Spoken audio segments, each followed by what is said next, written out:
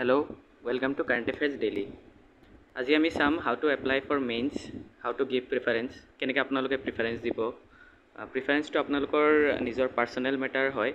তথাপি মোক বহুতে মেইনছ এপিয়াৰিং কেণ্ডিডেটে মোক এবাৰ কৈছিলে যে আপুনি এটা এনেকুৱা ভিডিঅ' বনাওক যে কেনেকৈ প্ৰিফাৰেন্স দিম আৰু কোনটো পোষ্ট কেনেকুৱা থাকে, তাৰ জব প্ৰফাইল কি হয়, সেইখিনি গোটেইখিনি লৈ পেলাই আপুনি এটা ভিডিঅ' বনাওক। আৰু তাৰ অনুসৰিয়ে মই এটা ভিডিঅ' লৈ আহিছোঁ আৰু ইয়াতে মই গোটেইখিনি ডিছকাছ কৰিম। চ' আপোনালোকৰ প্ৰিফাৰেন্সটো বেচিকেলি আপোনালোকৰ ষ্ট্ৰেংথ কি আছে, আপুনি কেনেকুৱা জব প্ৰফাইল বিচাৰে, আপোনাৰ ইণ্টাৰেষ্ট কি, তাৰ ওপৰত বেছ কৰি আপোনালোকে প্ৰিফাৰেন্সটো দিব লাগে। আৰু তাৰ লগতে আমি চাম যে ক'ত কিমানটা পোষ্ট আছে, কোনটো পোষ্ট কেনেকুৱা, তাৰ গ্ৰেড পে' কিমান, তাৰ চেলাৰী কিমান, এলাউৱেঞ্চেছ কি হয়, গোটেইখিনি আমি ইয়াতে ডিছকাছ কৰিম। আৰু এপ্লাইটো কেনেকৈ কৰিব লাগে সেইটো মই এবাৰ আপোনালোকক দেখুৱাই দিম। চ' ব'লক আজিৰ ছেশ্যনটো ষ্টাৰ্ট কৰোঁ। চ' যিটো আমাৰ প্ৰিলিমছৰ ন'টিফিকেশ্যন আছিলে 23 মাৰ্চ 2025 যিটো ন'টিফিকেশ্যন দিছিলে, তাৰ পোষ্ট যদি আমি চাব যাওঁ, টোটেল 16টা পোষ্ট আছে, 16টা ডিফাৰেণ্ট কেডাৰ আছে। আৰু 16টা ডিফাৰেণ্ট কেডাৰত 262টা পোষ্ট আছে। 262টা পোষ্টত আৰু 26টা AFSৰ পোষ্ট এড কৰা হৈছিলে, আৰু সেইখিনি লৈ পেলাই 288টা পোষ্ট হৈ গৈছিলে। চ' ফাৰ্ষ্টতে আমি চাওঁ যে ইয়াতে আছাম চিভিল ছাৰ্ভিচৰ 1 নম্বৰত দিয়া থাকে। ইয়াতে যিটো হায়াৰাৰ্কি দিয়া আছে এইটো অফিচিয়েল হায়াৰাৰ্কি হয়, যিটো আমাৰ অফিচিয়েলি ফ'ল' কৰা হয়। ACSটো চবৰ ওপৰতে থাকে, কাৰণ ACS যিকোনো ডিপাৰ্টমেণ্টৰ, আছাম পুলিচ ছাৰ্ভিচৰ বাহিৰে তেওঁলোকে যিকোনো ডিপাৰ্টমেণ্টৰ হেড হ'ব পাৰে। বাকী পোষ্টকেইটাও আপোনালোকৰ ভাল পোষ্ট হয়। ইয়াতে পোষ্ট নম্বৰ 9লৈকে যিটো ACS আৰু আছাম আৰ্বান এডমিনিষ্ট্ৰেটিভ ছাৰ্ভিচ, এইকেইটা গ্ৰেড 1ৰ পোষ্ট হয়। ইয়াতে পে' বেণ্ড 4 হয়। আছাম চিভিল ছাৰ্ভিচ আৰু আছাম পুলিচ ছাৰ্ভিচৰ গ্ৰেড পে' 13,300, 13,300কৈ আছে, আৰু বাকীকেইটা 12,700কৈ আছে। তেনেকৈ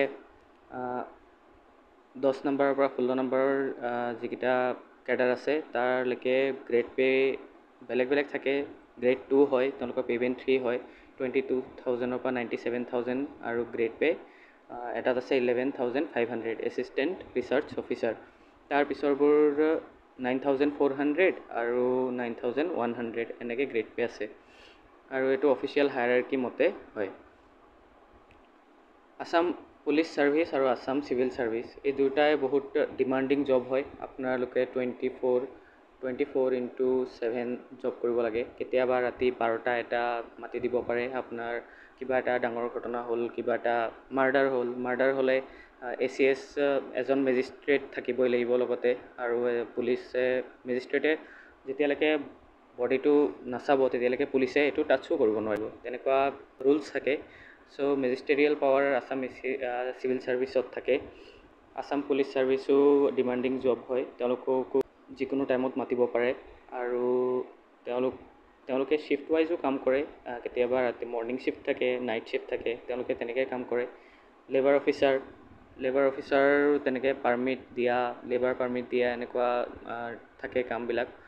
ইমান ডিমাণ্ডিং নহয়, তেওঁলোকে চিটিং জব হয়, তেওঁলোকৰ অফিচ আৱাৰলৈকে কাম কৰিলে হয়। DTO তেওঁলোকে অফিচ আৱাৰলৈকে কাম কৰিলে হয়।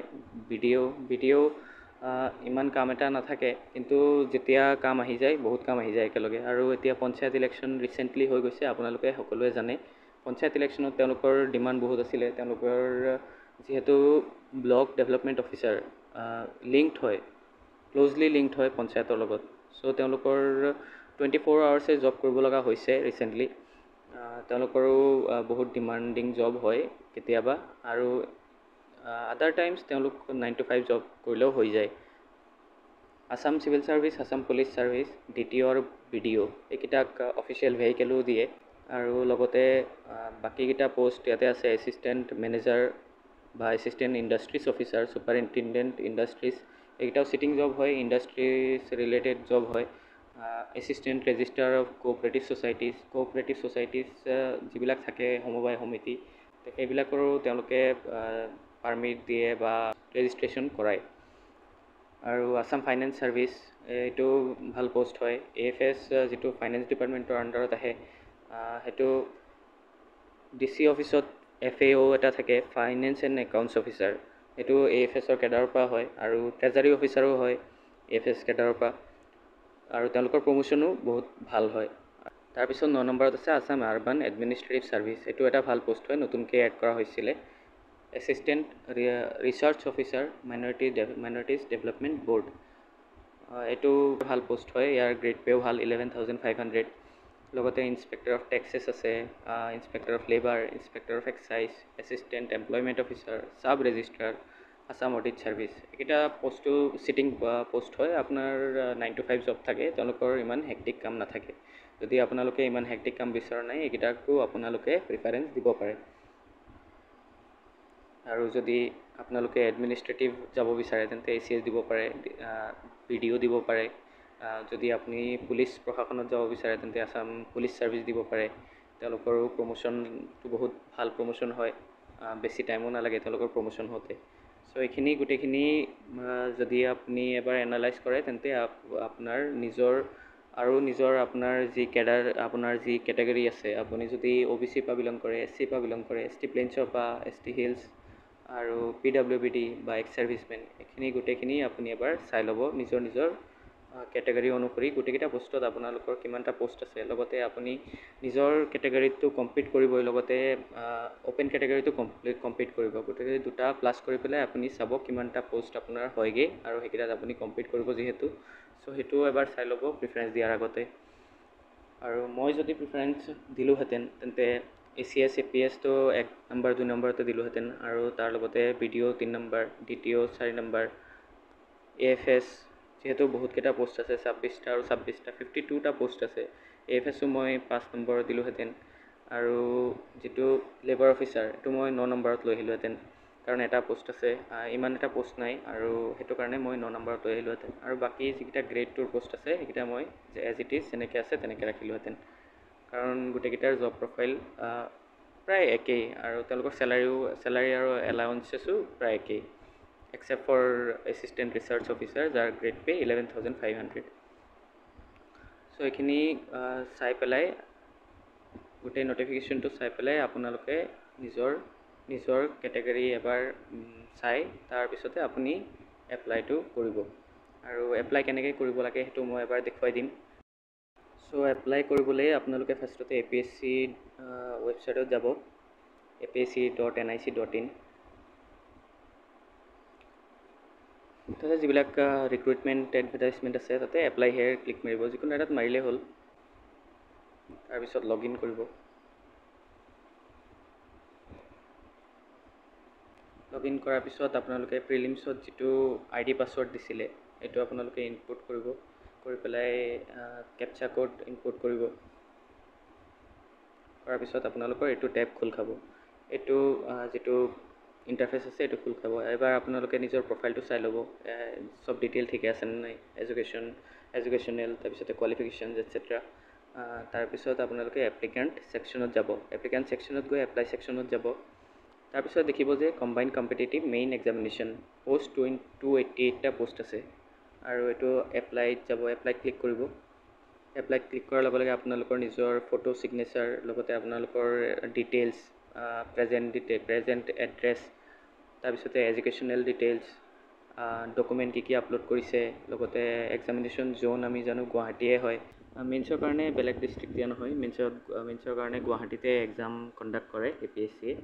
আৰু তাৰ লগতে আপোনাৰ দেখিব ইয়াতে লেংগুৱেজ মিডিয়াম, আপোনালোকৰ কি মিডিয়ামত আপোনালোকে পৰীক্ষা দিব।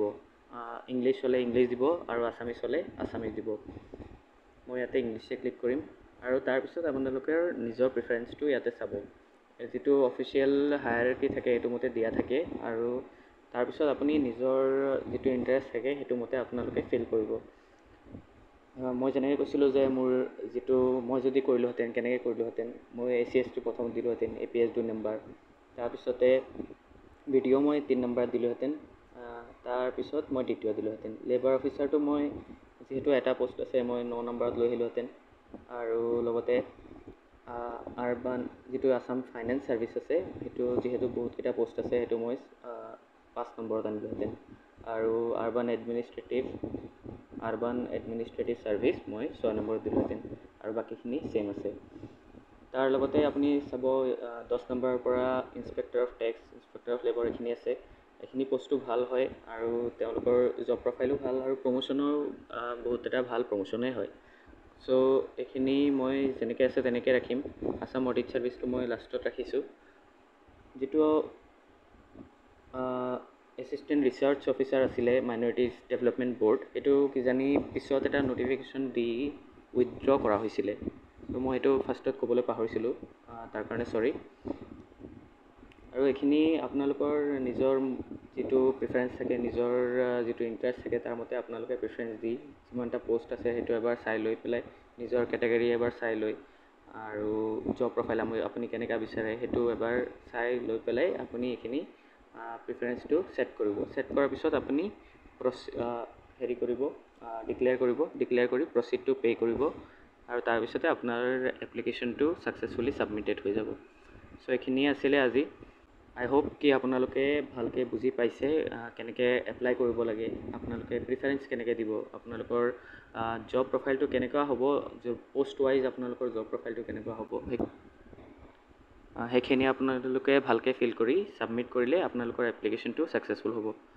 আৰু তাৰপিছত কেইদিনমান পিছত এডমিট ওলাব। এক্সামৰ এসপ্তাহ 2 সপ্তাহ আগতে এডমিট ওলায় আৰু মেইনছৰ এক্সাম গুৱাহাটীতে হ'ব যিহেতু। আৰু ভালকৈ আপোনালোকে চাব, ভালকৈ আপোনালোকে পঢ়িব, কাৰেণ্ট এফেয়াৰ্ছ চব ভালকৈ চাব। লগতে আছাম টপিক্সৰ পৰা গোটেইকেইটা পেপাৰতে আছাম টপিক্সৰ পৰা কুৱেশ্যন আহেই আৰু এনচাৰ লিখিব দিব উইথ ৰেফাৰেঞ্চ টু আছাম। গোটেইকেইটা কুৱেশ্যনত আপোনালোকে দেখিব এনেকুৱা। চ' এইখিনি আপোনালোকে ভালকৈ চাই ল'ব। চ' থেংক ইউ। আই হোপ আপোনালোকে বুজি পাইছে।